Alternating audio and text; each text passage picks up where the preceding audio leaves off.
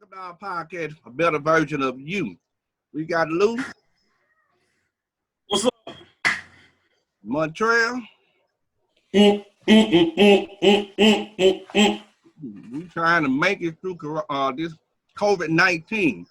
Lord Jesus. We can't sit in one room, so we just found another way to do things. So we have to change up our norm. And so that's one thing we want to talk about today is uh, basically talk about finding a new norm or establishing a new norm. We realize that this is unprecedented time that we have to find a new way of doing things, but also realizing that this is just like a wake-up call because even when we don't have a pandemic or a major national crisis, there's still sometimes we have our personal crisis that we have to find a new way of doing things. And I think sometimes we stuck basically because we want to keep doing things the same way we've always done them. And so when we realize that, hey, I got to find a new way of doing things, make some adaptation, then we can really get somewhere and survive whatever we're going through. What you guys think? Go for it, Lou. Man, most definitely. I think what we're going through is a major life lesson. And once you get stuck in your ways and you get to doing things a certain way, you get used to that pattern, you kind of forget about the simple things that make us go, that make life go. You kind of forget about, how special human interaction is, how special it is to speak and shake people's hands and give the loved ones hugs and stuff like that. You forget how important that kind of stuff is when it's taken away from you. So this definitely has been a learning experience for me in that aspect, because I deal with kids, I deal with people on a daily basis. That's what I do. So if I had to say off top, how has it affected me the most? Is that aspect, is human interaction. And that's something that I really take pride in. It's something I take joy in because it brings me joy seeing people, interacting with people, trying to help people. Man, that's major. That you would say that, a lot of times people don't really take that into consideration like they should. Think about a loved one or someone that you're very fond of that you hadn't been able to see or embrace. And then think about the last time you saw them. You wouldn't have known then what you know now, that you can't even go and see them and just love on them, man. I went by my granddad's house the other day. He's 88. And, man, I'm messed up. And the whole time I'm sitting there, I'm nervous because I'm thinking, man, I don't want to compromise my loved one. I don't want to, but I want to see him because I ain't seen him.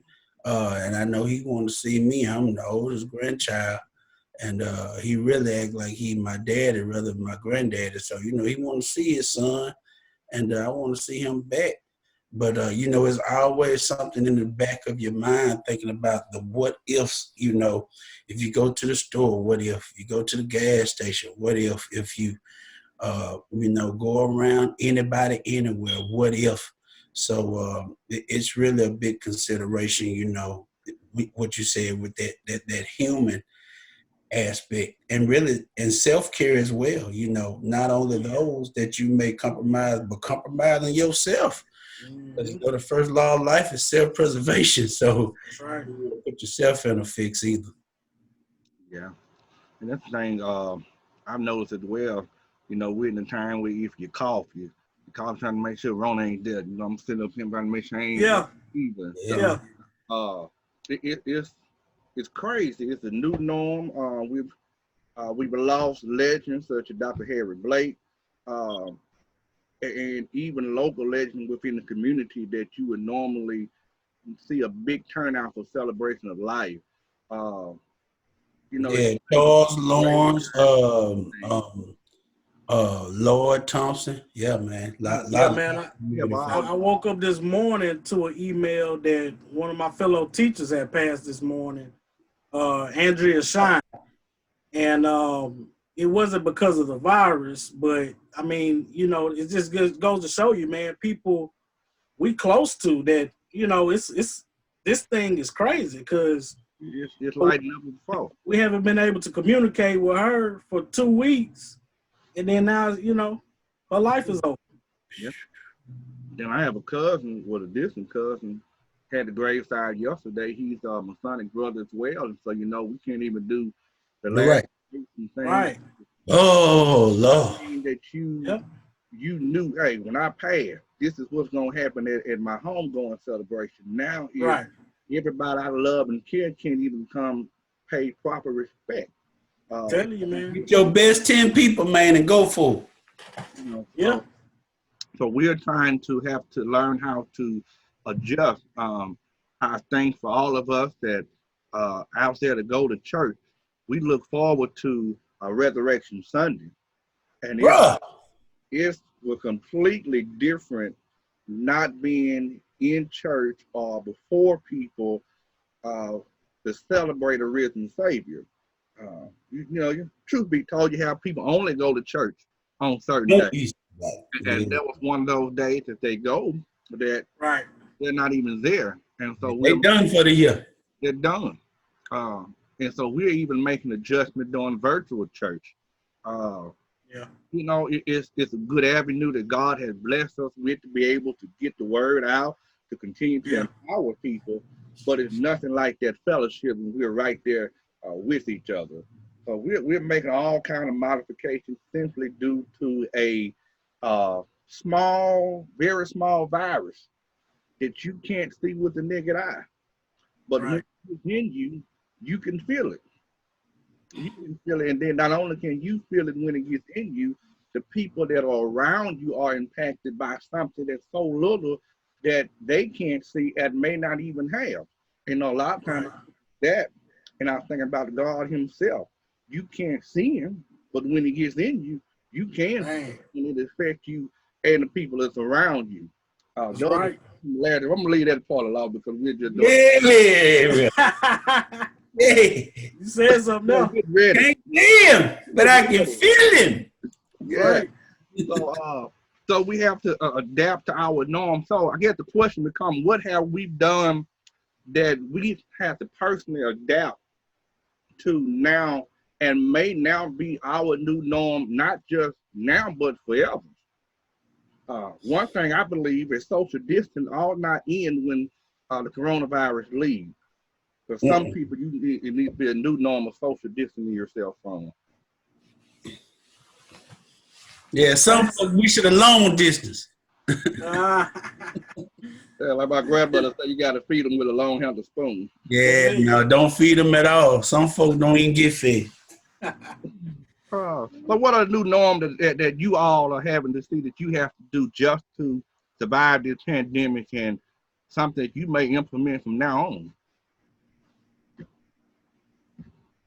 Man, I tell you, for one, and it's something that I pay more attention to is like y'all said earlier, self-care, self-preservation. And now, since I've probably been about 3 weeks strong, man. I'm taking all my vitamins. I'm drinking herbal teas. I'm exercising more now than I ever have before. I'm eating right. I'm doing things that, that's going to help my body in the future, but it's something I should have been doing a long time ago. And it took this scare, for me to kind of look at it at myself and look at the underlying issues that this virus is killing. It's killing African Americans at an alarming rate. And a lot of it is because of their health issues. And, some things we can control ourselves and that's one of them is health issues. And if you're not taking care of yourself, man, it's just, it's crazy. And it took this to happen for me to recognize in myself, hey, man, you need to do better. You got kids that need you. You got a wife that needs you down the line. You got family that depend on you. You got people that depend on you. You need to do a better job of taking care of yourself. So off the top, that's one thing that, I never took serious is herbal healing. And I've taken that part and just implemented that in my everyday life. And it's been amazing, man. I can't tell you all the things I know now that helps your immune system, that helps your body, that I wish I would have been doing years ago. Well, I tell you one thing for me, and I've kind of fallen in that vein as well.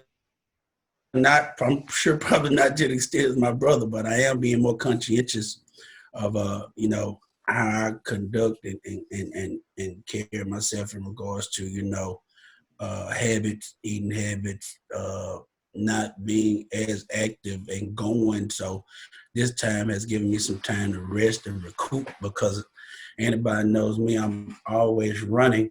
So as I do some things for myself and fresh and replenish our day, and time, of course, to spend with my wife, all the time to do, every time I love family, then really all the time to do. And these are going to carry into the next as new norms, time and make time for those who are special to me and make time for myself because a lot of times we'll neglect ourselves in varying ways, diet, exercise, health, lack of time, just for yourself. So I want to make sure that I remember that there is no relationship with them if I'm gone, and attend to self, as best way I can. I think going back to what Lou said earlier, when we look at even the coronavirus, and we as African Americans are being affected the most. The death rate is higher among African Americans because primarily pre-existing health care. Um, So, we don't get the health care that our Caucasian counterparts get. Right. We have more health issues than our Caucasian counterparts. And I think also we have a greater distrust of our healthcare system due to past changes that can prove them to affect us on the, adversely.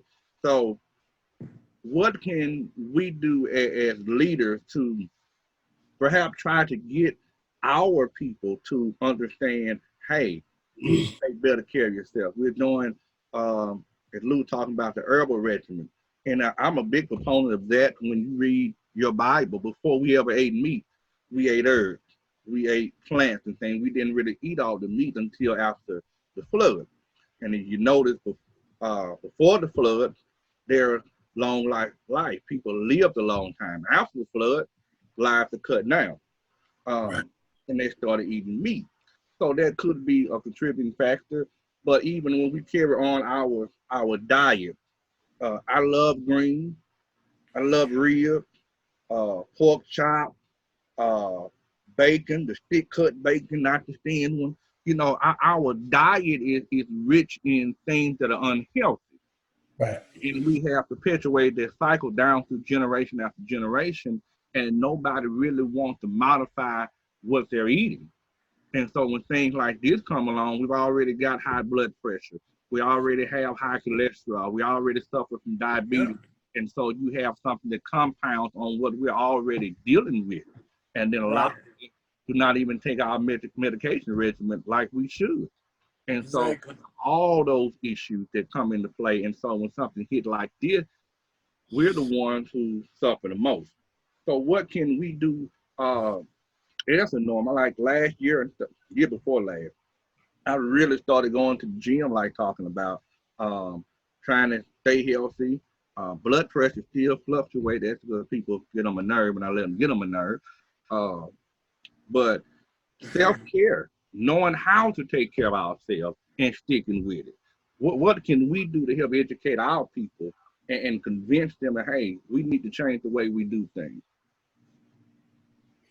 I think one thing is just being transparent. Being transparent, expressing, not necessarily telling your business, but expressing some of the challenges that you've either had to go through or witness others that you love go through. And be sure that we use our platform to educate others as to the adverse, effects of unhealthy lifestyle and unhealthy living, and what some of the determinants can become if we don't start giving attention to that. I was on a call earlier with some pastors, and one thing that came up was our transparency enables those who we're speaking to much more than anything else that we could ever relate to them. Because through our transparency, they're able to relate and connect to us in a more intimate and personal way. And so that's one way that I would go by, trying to educate those who are around me and let them know by just simply being transparent and educating them from a sense of, look, ABC, my grandmother endured this, this person endured that. You got people in your family going through this. Don't let that be the final determinant for who you are. Right, right. And by doing that, I think the first thing you need to do is reach the ones that's close to you. I once I started it, once I started those herbal teas, after a week of doing it, I passed it on to my mother, and I said, hey, she works. She's a Walmart employee, so she's out there every day. Yeah. This thing head on, and my wife as well. I don't want to leave her out, and we tried it for a week, and I tried the turmeric teas, I tried the detox teas, I tried the ginger teas, and I just felt much better, and I just related that on to my mother, and I said, just give it a try, just tell me what you think. And she going 2 weeks strong on it. We about me and my wife 3 weeks strong on this herbal stuff, and my mother is 2 weeks in, and and now I'm trying to reach it to my father.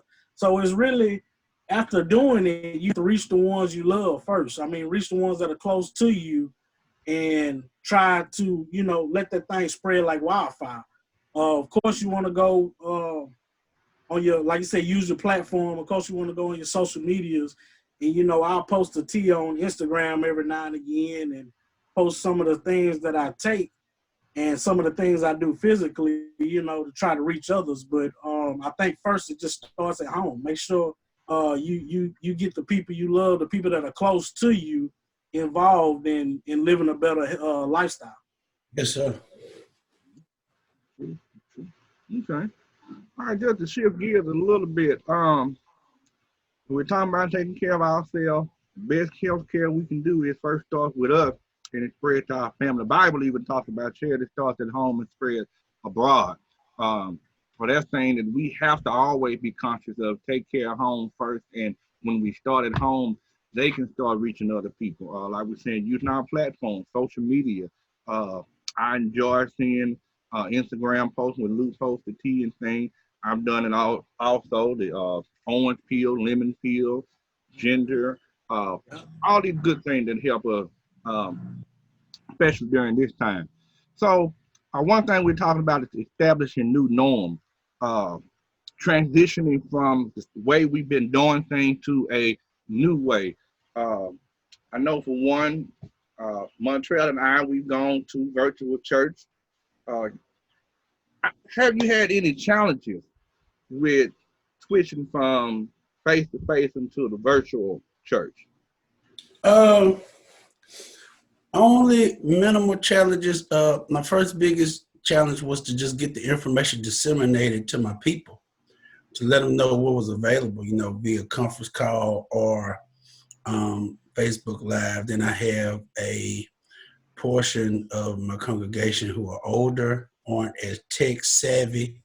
And so then we ran into the issue of trying to get them implemented and available, to view Facebook. So we implement the conference call. Then we ran into an issue where if you call a certain time with the line that we're using, the signals may be busy or may prevent you from calling in, especially on Sunday mornings.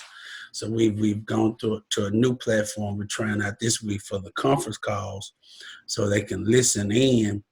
Those who aren't tech savvy enough to watch on Facebook Live. Overall, we've gotten some great reviews. But I still don't think that I'm being as effective in connecting with my older audience as much as I would like to. So that's my challenge, trying to get them partnered up with people in their family who have access uh, uh, to access, things, and if I can get the families together, then it doesn't become a problem. But for those ones who don't have people that have access, I've been even encouraging them to listen in to the radio on Thursdays, uh, which is playing like my sermon from 2 Sundays ago. So it's about 2 weeks behind, but at least they can get that word that way. We're just trying to do everything we can. We're making text messages, we're making phone calls, but it's been very different. It's been new because it's caused me as a pastor to have to extend myself more so than I normally have to try to ensure that we make the connection and that people hear their pastor's voice. Uh, I think it was necessary, and it's something that we should have had in place anyway. So even though it's created more work, it's going to prove to be more beneficial because we're able to extend and touch people who normally wouldn't have come into the church to hear the ministry. Mm-hmm. One thing I had some of those same issues, have some of those same issues rather, is our senior saints making these adjustments because they're not as tech savvy. Uh, they're not as tech savvy, and so they're more resistant to change. And sometimes Yeah, I hear that. we have to realize that when there's new times, you have to make those adjustments. I did a piece the other day talking about replanting yourself, but not only do you replant, you have to readjust because old ways will soon pass away. You know, it's things that worked 50 years ago that are extinct now. And so as we progress, even through this pandemic, some things that we see as a norm right now will become a permanent norm. It's just going to stay that way. So there are some things that we have to do in order to make things work from here on out. Yeah. You know, those adjustments.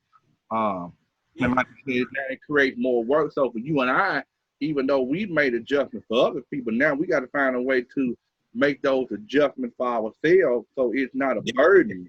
Yeah. This show a burden, bud. Yeah. It extends us, you know, but we do that because we're trying to make sure the ministry remains viable and that we get the word of God out to God's people. But it's a stretch. It's a stretch on the man of God. I will admit that it is. And I see Lou has also done a new norm, keeping us entertained through TikTok.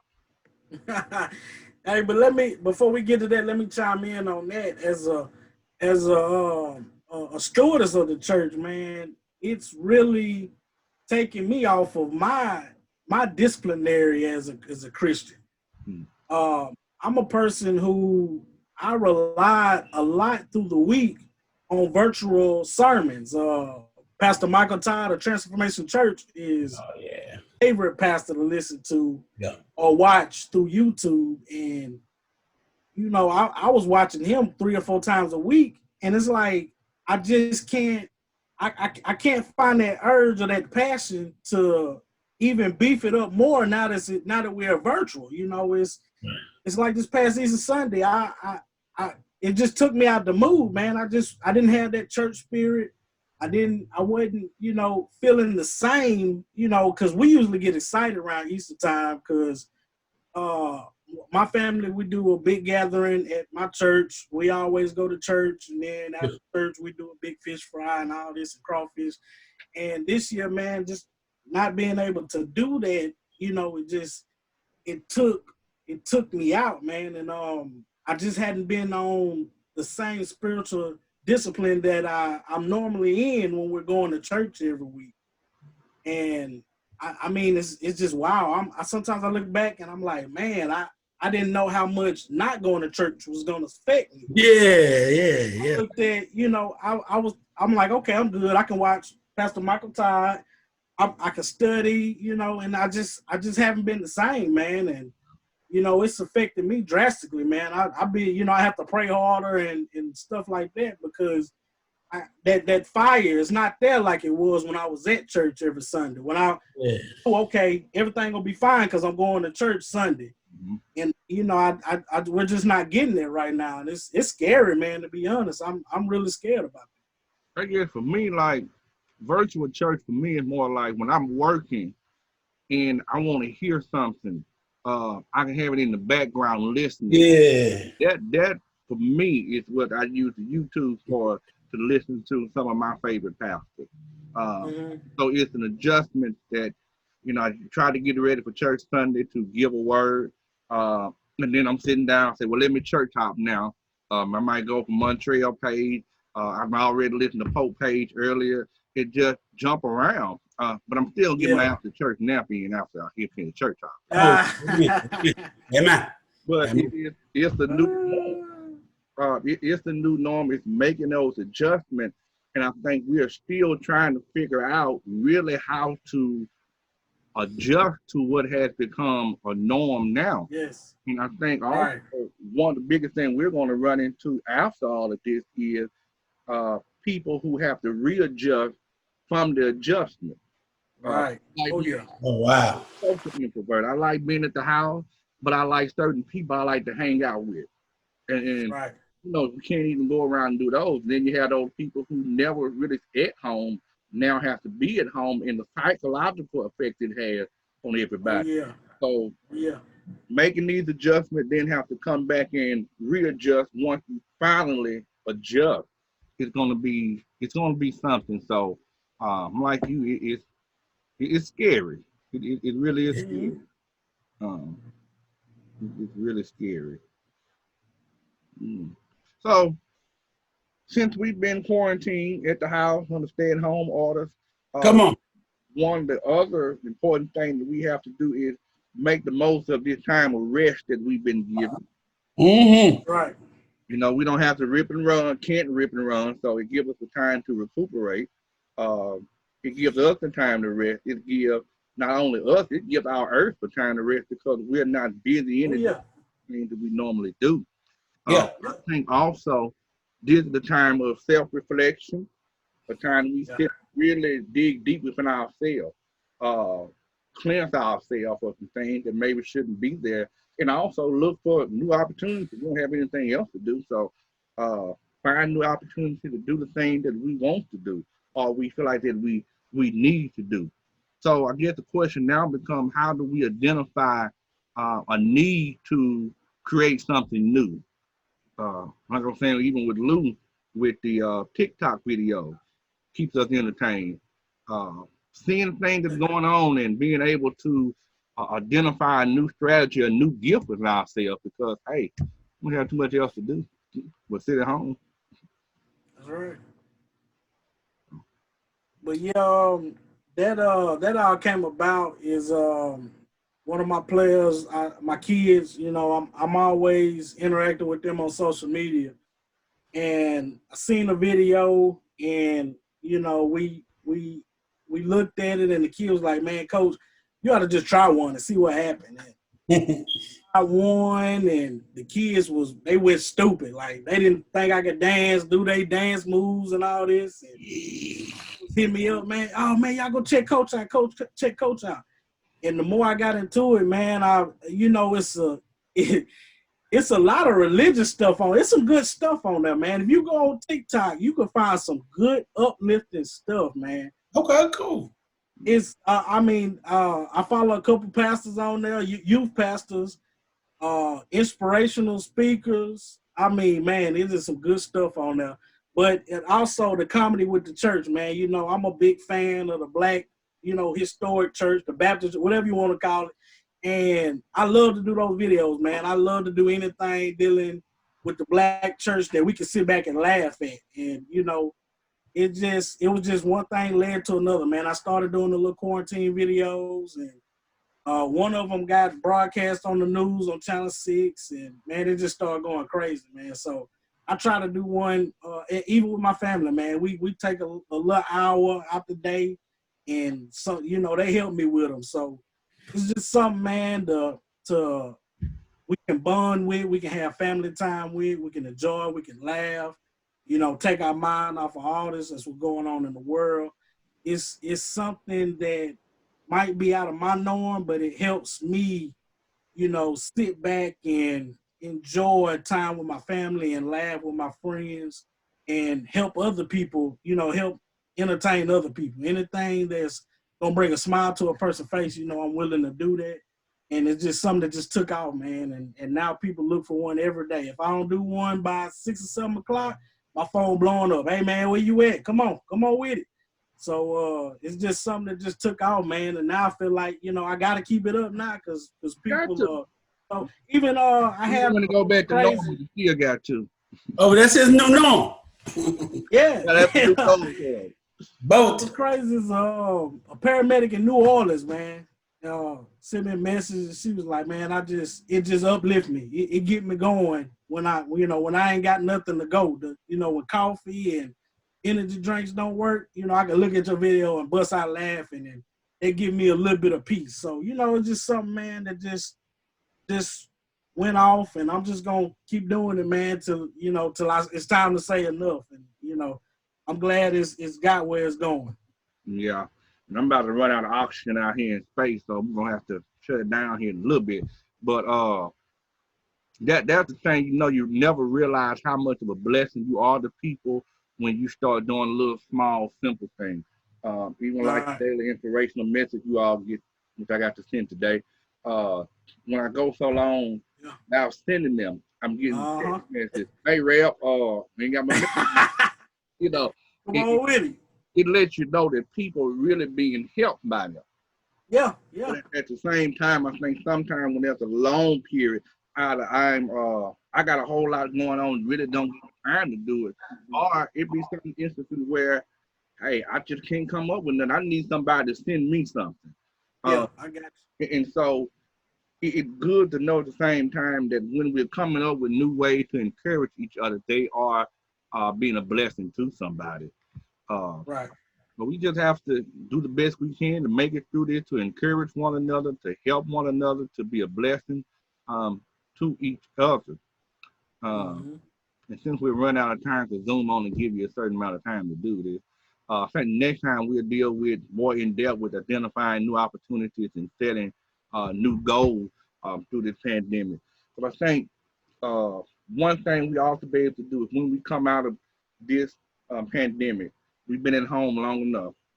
Most people are not working, or even if you are working, you still have more time for yourself. And we ought to be able to sit down and come up with something that will help us when we come out of this pandemic. So our last word, fellas, we're about to run out of time, as I was telling Lou. So let's get our last word come from Montrell and Lou, and then we'll catch everybody again next week. Last word. Let me start with something that I know you've probably heard several times. It may be repetitive, redundant, but please stay safe. Wash your hands. Please practice real social distancing, not apartments with 300 people partying. Right. Right.